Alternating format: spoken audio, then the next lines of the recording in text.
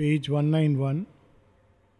श्री अरविंद के योग दर्शन की एक विशेषता है कि हर चीज को उन्होंने अपना उचित स्थान दिया है, हर चीज की अपनी जगह है, और ये एक बहुत ही समग्र ऑल इंक्लूसिव विजन है। ट्रेडिशनल योग में संसार और भगवान के बीच एक बहुत बड़ी खाई बना दी गई है, और वहीं से फिर रिलीजन का जन्म होता है, जिसमें कुछ एक्टिविटीज़, कुछ काम भगवान के होते हैं और कुछ काम, कुछ एक्टिविटीज़ हमारे ईगो के लिए, संसार के लिए होती हैं।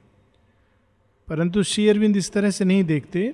हर एक्टिविटी, हर कर्म का अपना एक जगह है, और ये विकास का एक विधान उन्होंने बनाया है, जिसको चेतना की आंतरिक सीढ़ी, जिसके बारे में हम पढ़ रहे हैं, book of the traveller of the world, इस सीढ़ी से चढ़कर ही हम उस परम सत्य तक पहुंच सकते हैं। ये पूर्णता का योग है। सीढ़ी छलांग लगाकर जब हम प्रयास करते हैं भगवान को पहुंचने का, तो कई बार लड़खड़ा के गिरते हैं, और जब गिरते हैं तो हड्डी पसली टूटने का खतरा रहता है।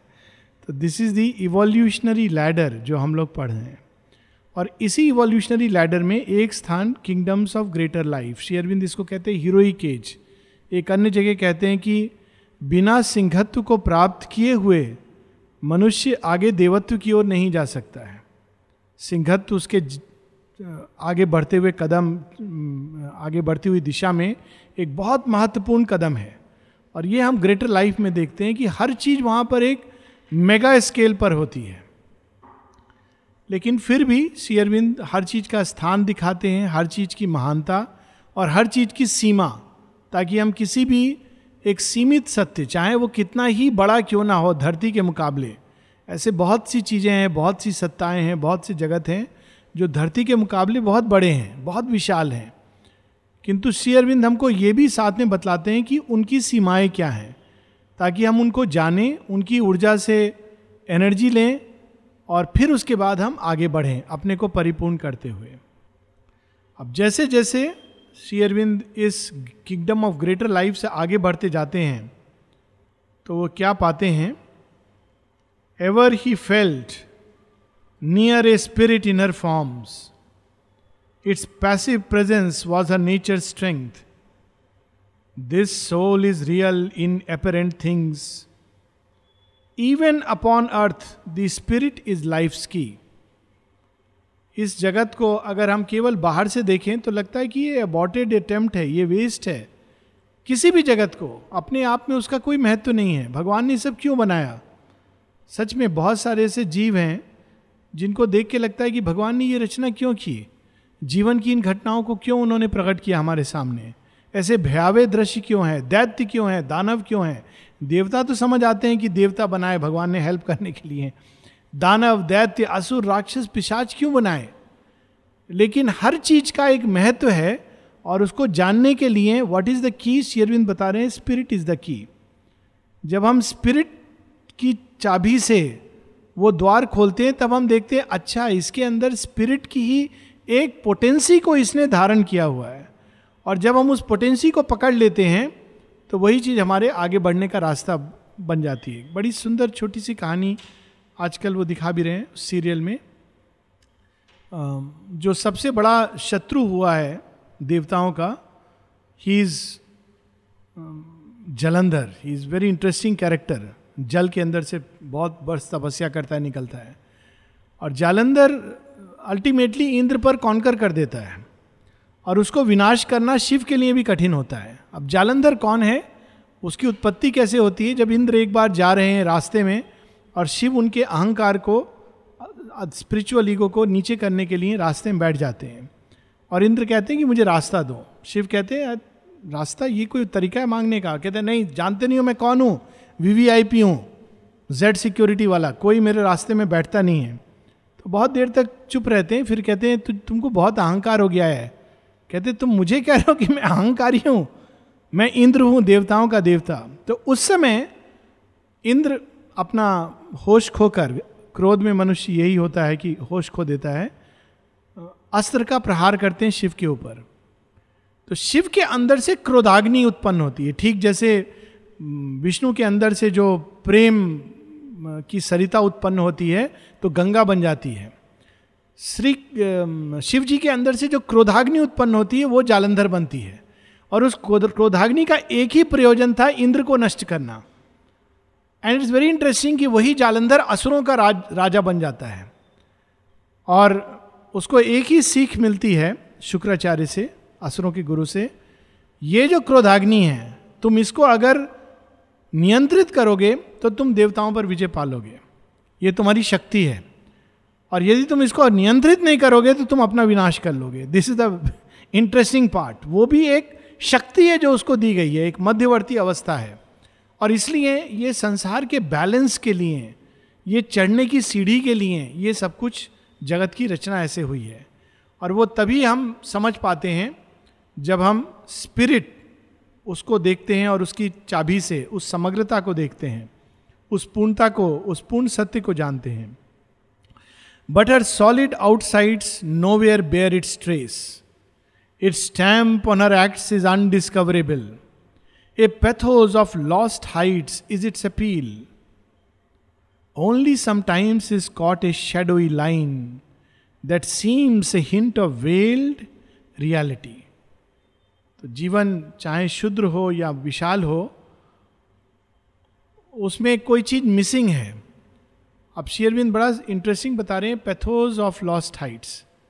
एक बड़ी सुंदर फिल्म आई थी, अपनी सीमाओं में कैसे परफेक्शन होता है, लेकिन सीमा के बाहर जैसे ही उस टोटलिटी में दे तो वो इम्परफेक्ट हो जाता है और लिमिटेड हो जाता है। एक बड़ी सुंदर फिल्म थी, पता नहीं यहाँ शायद दिखाई गई होगी कभी आश्रम में, lost horizon. I don't know it has been shown any time और नॉट, बहुत पुरानी पिक्चर है। और उसमें एक कल्पना की गई है एक शांग्रीला नाम की जगह की। शांग्रीला पर्वतों के बीच में एक ऐसी जगह है जहाँ के लोग कभी बूढ़े नहीं होते, उनके पास मृत्यु नहीं आती, बीमार नहीं होते, कभी झगड़ा नहीं करते। एक आइडियल जगह है जिसकी ठीक हम लोग आश्रम में कल्पना करते हैं। लेकिन शांग्रीला में एक गलती होती है जो आश्रम में Shri Aurobindo has made sure कि वो ना हो। शांग्रीला की क्या गलती है कि वो उस सीमा के अंदर they are all beautiful and perfect. तो गलती से एक बाहर का व्यक्ति उसके अंदर आ जाता है स्टडी करने, क्योंकि उसने कहीं सुना है कि ऐसी एक जगह है हिमालय के अंदर, बड़ी कठिन लामा लोग रहते हैं, तो वो वहाँ पहुँचता है और देखता है वास्तव में ऐसी जगह है। तो उसका किसी से प्रेम हो जाता है और वो उस स्त्री को बाहर ले जाना चाहता है।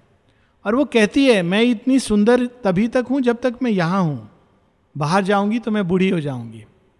तो मानता नहीं, कहता ऐसा कैसे संभव है। वो बाहर ले जाता है और जैसी वो बाहर आती है, वो 25 साल की दिखने वाली युवती अचानक जैसे 100 साल की वृद्ध अवस्था में झुर्रियों के साथ। That is not perfection, that is a limited achievement. Real perfection है कि तुम कहीं पर भी जाओ, तुम सर्वत्र उसको पाओ और उस चेतना से हमेशा हमेशा उस चिर यौवन को प्राप्त करो। That is the real perfection. लेकिन ऐसे जगत हैं चेतना के, जब उन जगत में पहुंचेंगे तो एवरीथिंग इज ब्यूटीफुल, जैसे हम देखते हैं उच्च प्राण के जगत या उच्च मन के जगत। लेकिन जैसे ही वो स्पर्श करते हैं धरती को तो सीमित हो जाते हैं, ऊपर जाने का प्रयास करते हैं तो अगेन एक सीमा आ जाती है। शांग्रीला में ये बात है कि लॉस्ट हॉराइजन्स, उसमें एक बार बार वो लोग कल्पना करते हैं कि एक कोई हम कहीं से आए हैं लेकिन उनको पता नहीं है कहाँ से आए हैं, भूल गए उस हाइट्स को। तो उस प्रकार का आभास इस जगत में होता है। Life stared at him with vague, confused outlines, offering a picture the eyes could not keep, a story that was yet not written there, as in a fragmentary, half-lost design. Life's meanings fled from the pursuing eye. Life's visage hides life's real self from sight. Life's secret sense is written within, above. जीवन को जब हम बाहर से देखते हैं, यहाँ श्री अरविंद पूरा एक समग्र रूप में बता रहे हैं, जीवन को जब हम बाहर से देखते हैं तो सब उल्टा पुल्टा दिखता है, समझ ही नहीं आता कि क्यों है, जो कुछ भी है वो क्यों है। लेकिन जब हम उसकी गहराई में उतरते हैं तब जीवन के अंदर जितनी भी कामना है, जितनी भी अभिप्सा है, जितनी भी प्यास है, उन सब का अर्थ समझ आता है। एक इसका सिंपल एक कैसे सरफेस पे डिस्टॉर्शन होता है और डेप्थ में एक ट्रूथ होता है. बहुत सारे लोग हैं जो बाहरी रूप से सुंदर दिखना चाहते हैं, और ये पूरा इस पर एक पूरी इंडस्ट्री है. Fashion industry is all about बाहर से हम कितने सुंदर दिखते हैं. और एक दृष्टि है, उफ ये मूर्खता, ये क्रूडिटी, बाहर का सौंदर्य भी कोई सौंदर्य होता है. ये सच है कि बाहर का सौंदर्य अल्टीमेट सौंदर्य नहीं है, किंतु इसके पीछे भी एक सत्य छिपा है. जब हम स्पिरिचुअल फॉर्म्स को देखते हैं तो वो वास्तव में उनका फॉर्म भी ब्यूटीफुल होता है, और उस ब्यूटी को बाहर के रूप में कैप्चर करने का ये एक बहुत ही क्रूड प्रयास है. इट्स ए क्रूड, इसका सीक्रेट हम लोग को नहीं पता है, लेकिन it's a crude way. Greeks ने इसी चीज को कैप्चर करने की कोशिश की थी, और इसीलिए ग्रीक फॉर्म्स, ग्रीक स्कल्पचर, इतना अधिक उसमें सौंदर्य बोध है. और माँ एक जगह कहती हैं, for the physical beauty, form के लिए ब्यूटी, फॉर्म हर चीज का, form of speech, form of physical appearance, everything should be beautiful with that beauty. तो एक सत्य छिपा है इसके अंदर, लेकिन एक सत्य जो बाहर इतना क्रूड हो गया है, इतना विकृत हो गया है कि वो बाहर से देखने से लगता है ये कितनी विकृत चीज है. तो श्री अरविंद कहते हैं कि बाहर से अगर हम देखें तो कुछ नहीं समझ आता. The thought that gives it sense lives far beyond. उस अभिप्सा के पीछे एक सत्य है, लेकिन वो इतने पीछे है. मनुष्य के अंदर चिर यौवन की चाह, चिर यौवन की चाह, बाहर से ये ट्रांजिएंट चीजों में फंसे रहने की चाह है. माँ कहती नहीं, मैं चाहती हूं कि धरती पर चिर यौवन उत्पन्न हो. जो माँ कहती 12 चीजें जो मैं प्रकट करने आई हूं, उनमें से एक है इटर्नल यूथ, शाश्वत यौवन, मनुष्य कभी बूढ़ा ना हो. It's so beautiful. लेकिन अगर बाहर से जब आदमी कहता है मैं बूढ़ा ना हो, उसके पीछे एक डर होता है, एक बाहरी रूप में शो करने की चाह होती है. It is not govern by a truth, लेकिन उसके डेप्थ में इस चाह के पीछे एक ट्रूथ छिपा है, और वो ट्रूथ नॉर्मली हम लोग उसको खो चुके हैं. The thought that gives it sense lives far beyond. It is not seen in its half finished design. जैसे कोई दुर्गा की प्रतिमा बना रहा हो, तो शुरू शुरू में जब देखते हैं हाफ फिनिश्ड डिजाइन, तो लगता है कि ये क्या है, कहीं मट्टी है, कहीं घास फूस है. कोई पूछे कि क्या है, अरे ये देवी है. देवी?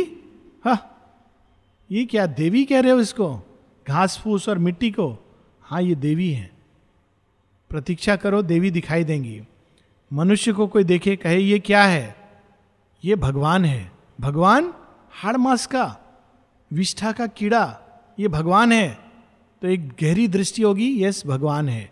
श्री अरविंद की एक लाइन है सावित्री में कि भगवान की दृष्टि क्या देखती है, in the worm foresees the coming god. कीड़े के अंदर वो आने वाले देवता को देखती है.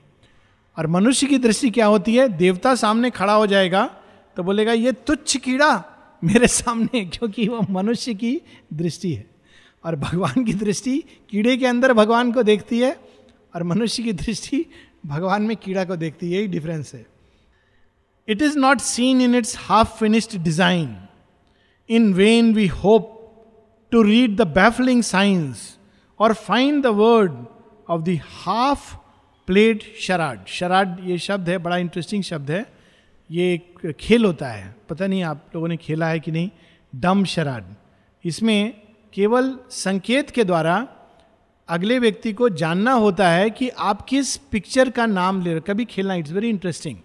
हिंदी फिल्म, इंग्लिश फिल्म या कोई और चीज, तो आप केवल साइंस के द्वारा आप इंडिकेट करते हो, और उस व्यक्ति को केवल आपके जेस्चर से ये जानना होता है कि किस पिक्चर का या किस किताब का नाम आपके दिमाग में है.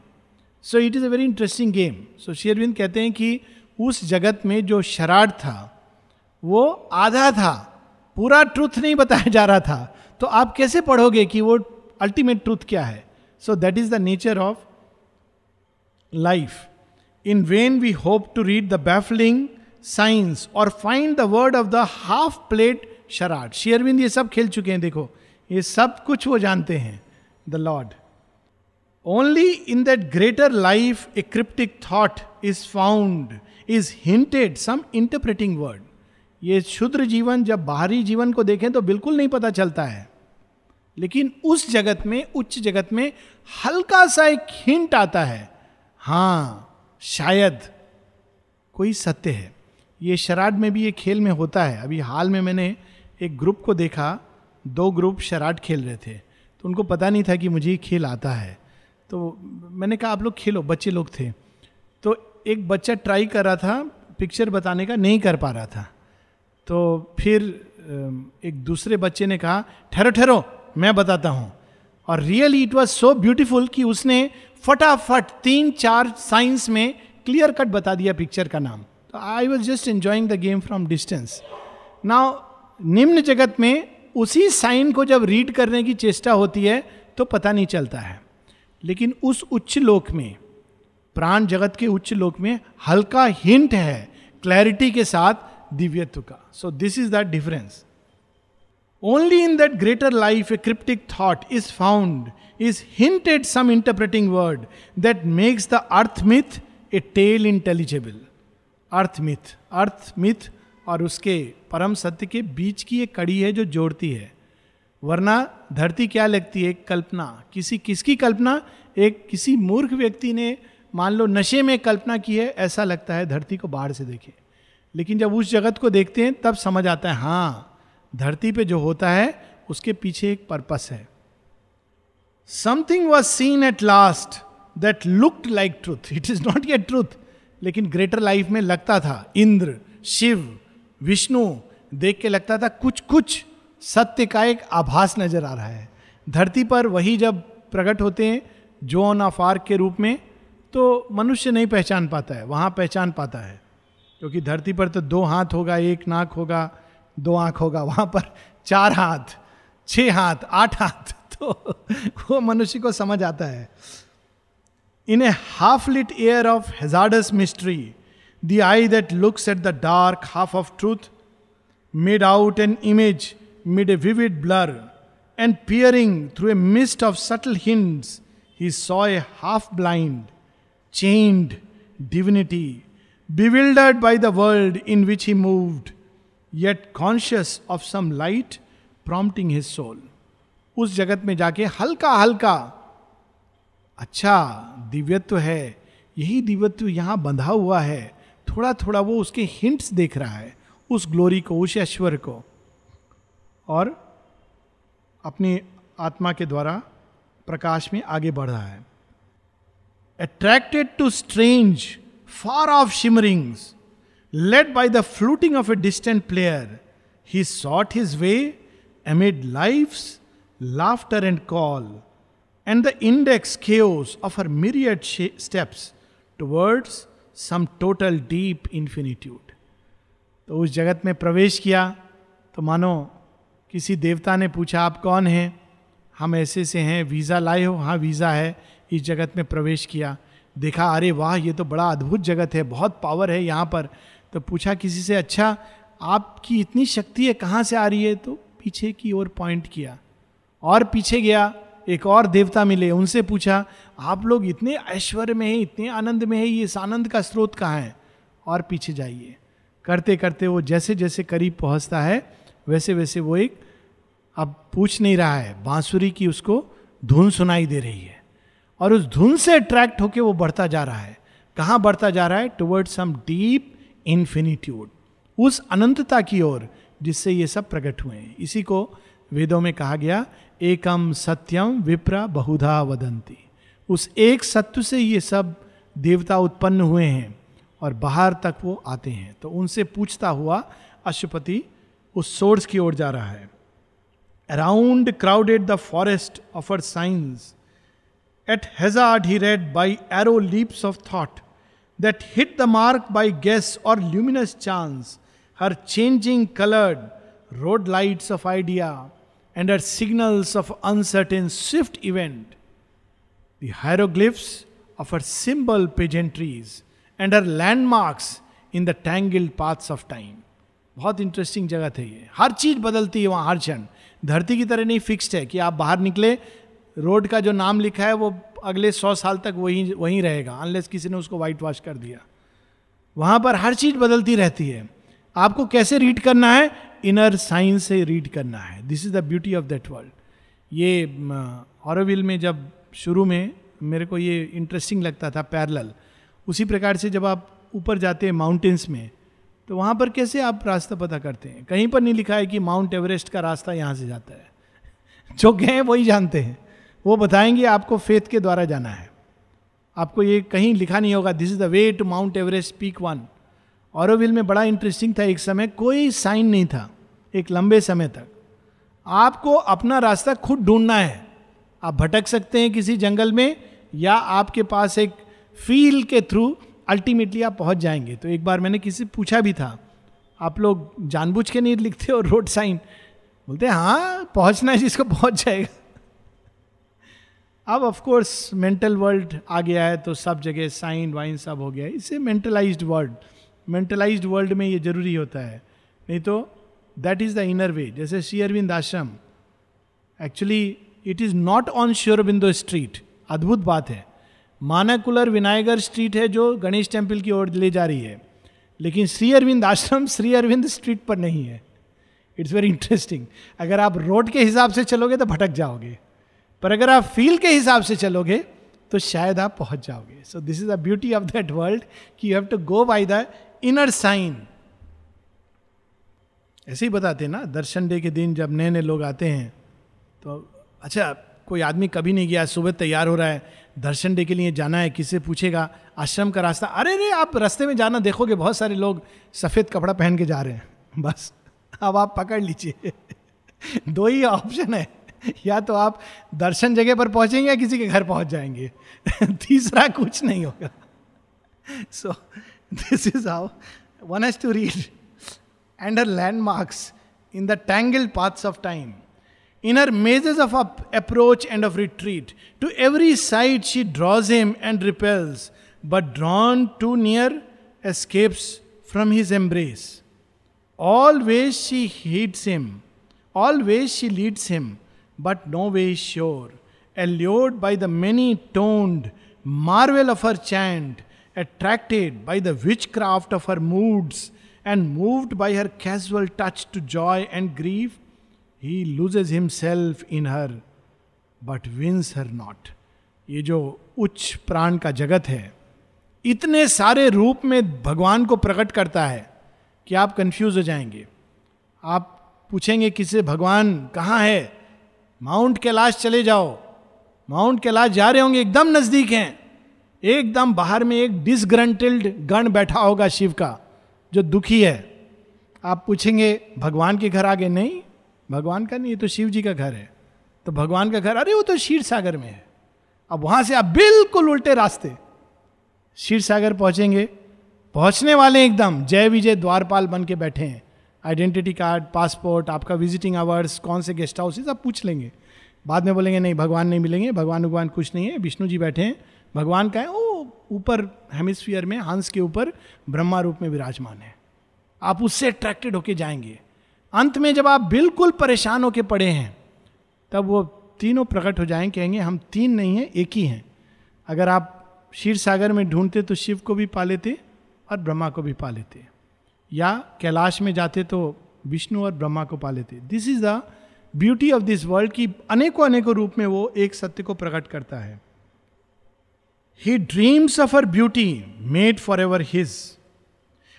A fugitive paradise smiles at him from her eyes. नजदीक आता है वो स्वर्ग और फिर दूर हो जाता है। He dreams of her beauty, made forever his. He dreams of his mastery, her limbs shall bear. He dreams of the magic of her breasts of bliss. In her illumined script, her fanciful translation of God's pure original text, he thinks to read the scripture wonderful, hieratic key to unknown beatitudes. But the word of life is hidden in its script. The chant of life has lost its divine note. ये सारे जगत के जो जीव हैं, वो सब जो पढ़ना चाह रहे हैं जीवन के टेक्स्ट को, स्क्रिप्चर को, वो तब तक हम नहीं पढ़ सकते जब तक आत्म तत्व हमारे अंदर प्रकट नहीं होता, जागृत नहीं होता। श्री अरविंद कहते हैं एक जगह स्क्रिप्चर रीडिंग के बारे में, कहते हैं कि स्क्रिप्चर का जो वर्ड है वो एक दुधारी तलवार की तरह है। वो चाहे तो आपको प्रकाश देकर अंधकार को काट सकता है, और वो चाहे तो आपकी ही अपने आप को फिनिश कर सकता है. तो दिस इज द प्रॉब्लम. और ये जब हम लोग पढ़ते हैं, ये सब फिल्टर होके इस माइंड के थ्रू जाता है. इसीलिए कहा गया है कि जब भी किसी भी आध्यात्मिक सत्य को पढ़ो तो यहाँ चाबी नहीं है. आपको वर्ड के सारे मीनिंग पता है, इंग्लिश में आप पारंगत हो, आपने पोइट्री में पीएचडी किया हुआ है, अनेकों किताबें लिखी हैं, फिर यहाँ से पढ़ जाओ एनालाइज करके, आप खोदोगे, सत्य नहीं मिलेगा. और जब यहाँ से पढ़ोगे तो आपको चाबी मिल जाएगी. सीकिंग हार्ट से पढ़ोगे तो वो बिल्कुल स्पष्ट हो जाएगा. ऐसा स्पष्ट होगा कि लगेगा इसको लोग कठिन क्यों समझते हैं, दिव्य जीवन इतना कठिन क्यों लगता है. Because the key lies in the spirit and not in the mind. जो माइंड से पढ़ता है वो नहीं समझ पाता. Heretic key to unknown beatitudes. He thinks to read the scriptures wonderful, but the word of life is hidden in its script. The chant of life has lost its divine note. Unseen, a captive in a house of sound, the spirit lost in the splendor of a dream, listens to 1,000 voiced illusions ode. A delicate weft of sorcery steals the heart, or a fiery magic tints her tones and hues, yet they but wake a thrill of transient grace. It is exactly like दो experiences. कभी एक जगह होती है जहाँ वैदिक chanting perfect ढंग से चैंट करना सिखाई जाती है, और आप सुनोगे तो आपको आनंद आएगा. लेकिन अगर आप ये सोचोगे कि ये सब लोग जो वैदिक चैंटिंग इतने परफेक्शन से कर रहे हैं वो बहुत सिद्ध लोग हैं, तो बहुत बड़ा आपको धोखा होगा. You will be totally disillusion. ऐसे ही एक बुद्धिस्ट मोनेस्ट्री में जब आप जाएंगे तो वहाँ पर जैसे हमारे यहाँ घंटा, वैसे वहाँ पर बेल्स होते हैं जिसको आप रोटेट करते हैं गुम्पाज में, और उस साउंड को अगर आप सुनेंगे तो बड़ी अद्भुत साउंड, एक थ्रिल होगी. कुछ लोग सोचते हैं कि बस हमने वो घंटा चला दिया तो बस हमने भगवान को समझ लिया, बट इट्स नॉट ट्रू. आप सारे जीवन करते रहेंगे, उस थ्रिल को एक्सपीरियंस करेंगे, but you will lose that truth. वो ट्रूथ इसके परे है, उसके लिए बहुत सीकिंग होने की जरूरत है. रोमटेक मोनेस्ट्री है गैंगटॉक में, तो वहाँ एक बार मैं गया था. वहाँ बचपन से सबको बुद्धिस्ट स्क्रिप्चर पढ़ाया जाता है. बचपन से वो लोग पढ़ते हैं. जैसे मदरसा में केवल इस्लामिक टेक्स्ट पढ़ते हैं, केवल उनको धर्म के बारे में सिखाते हैं मदरसा में. बड़े होकर अधिकांश लोग क्या बन जाते हैं, कट्टरवादी या टेररिस्ट. तो रोमटेक मोनेस्ट्री में वहाँ Buddhist scripture.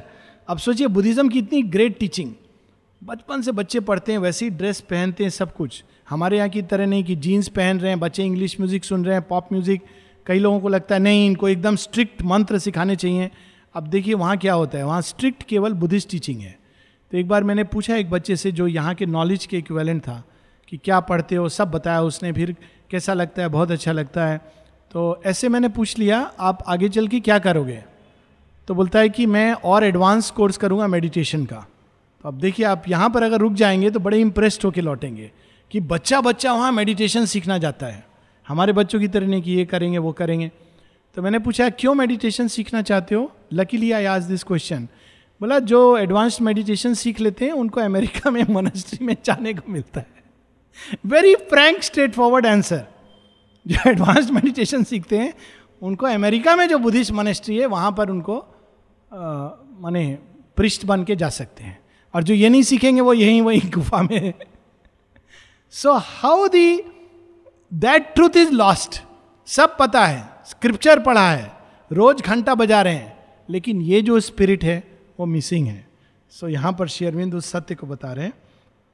The spirit lost in the splendour of a dream listens to 1,000 voiced illusions ode. A delicate weft of sorcery steals the heart, or a fiery magic tints her tones and hues, yet they but wake a thrill of transient grace.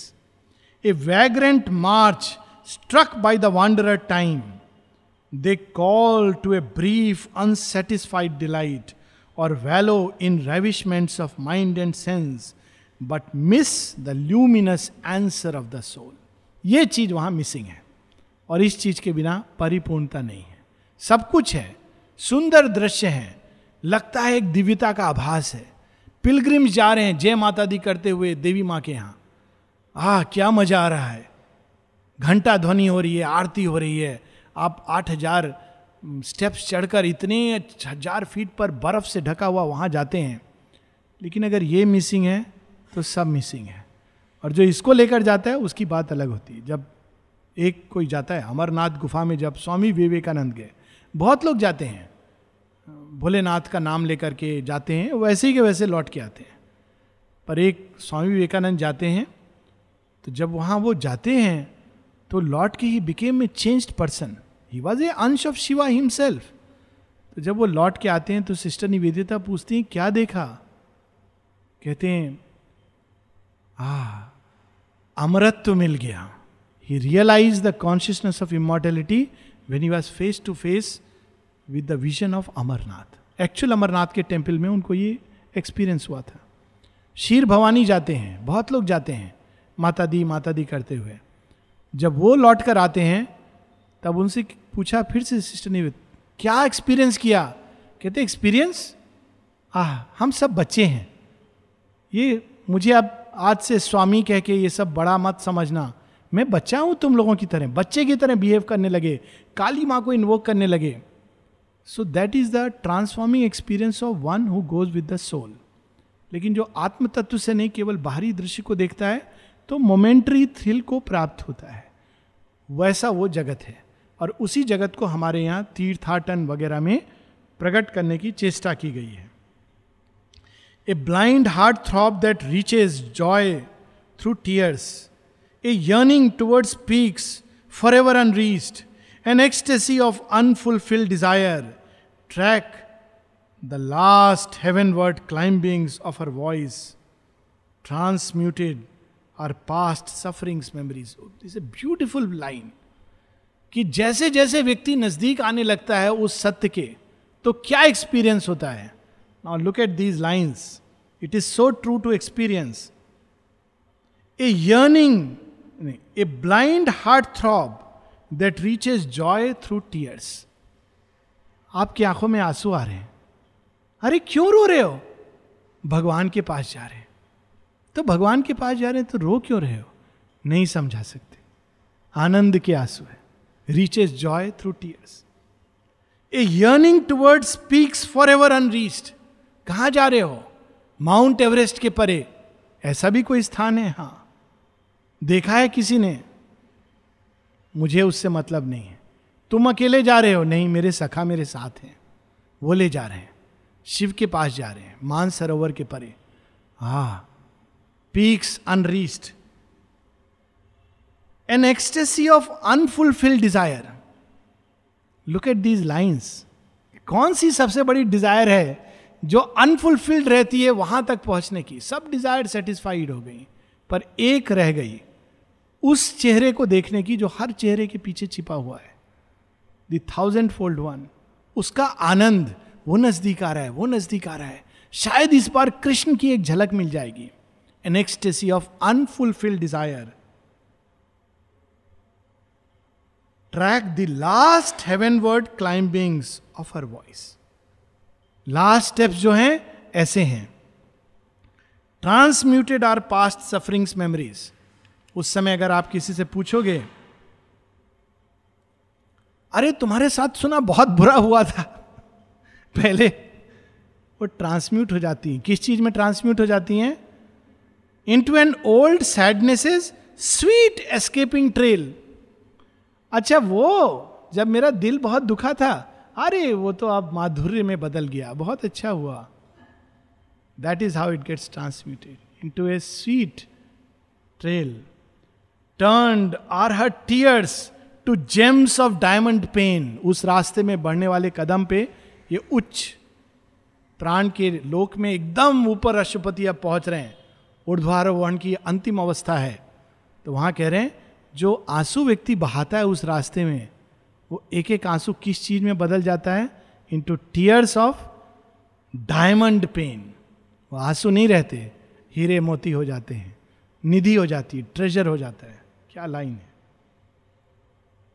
Her sorrow into magic crown of song, भगवान के रास्ते में जाने वाला दुख becomes a magic crown of song. जैसे जैसे व्यक्ति बढ़ता है तो देखता है इसके मुकुट है. कौन सा मुकुट है? कहता है अरे इस मुकुट में कांटे दिख रहे हैं. कांटे नहीं है, ये भगवान ने मुझे दिया है वरदान के रूप में. Brief are her snatches of felicity that touch the surface then escape or die. वो सत्य जो इस इतनी गहराई में, इतनी ऊंचाई में छिपा है, कभी कभी बाहर प्रकट होता है, कुछ क्षण के लिए आता है, मनुष्य के हृदय को मथ देता है, एक क्षण के लिए हमारे अंदर दिव्यत्व को पैदा कर देता है, फिर वो पीछे चला जाता है. It cannot die in the sense कि हमारी दृष्टि से ओझल हो जाता है. A lost remembrance echoes in a depths, a deathless longing is hers, a veiled self's call, a prisoner in the mortal's limiting world, a spirit wounded by life sobs in her breast, a cherished suffering is a deepest cry. क्या छोड़ जाता है वो touch करके? उस पुकार को जहां से हम गिरे थे, जहां से लौटे थे. कहीं ना कहीं वो ध्वनि हमारे अंदर, और उसी को हम खोजते हैं जीवन में, संसार में, व्यक्तियों में, घटनाओं में, और सब परफेक्शन की चाह वहां से जन्म लेती है. Few more lines. A wanderer on forlorn despairing routes, along the roads of sound a frustrate voice, forsaken cries to a forgotten bliss. हम सब उसी राह के यात्री हैं, लेकिन हम उसको भूल गए हैं. यहां पर हम रो रहे हैं, ढूंढ रहे हैं. किसको ढूंढ रहे हैं? उस सत्य को, उस ऊंचाई को. Astray in the echo caverns of desire, it guards the phantoms of a soul's dead hopes and keeps alive the voice of perished things, or lingers upon sweet and errant notes, hunting for pleasure in the heart of pain.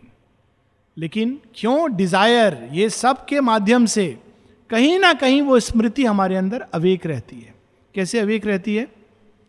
अगर व्यक्ति के अंदर से Dzire चली जाए तो वो सीधा जड़ अवस्था में चला जाता है. उस जड़ अवस्था को वो निर्वाण समझने लगता है. डिजायर क्या कहती है?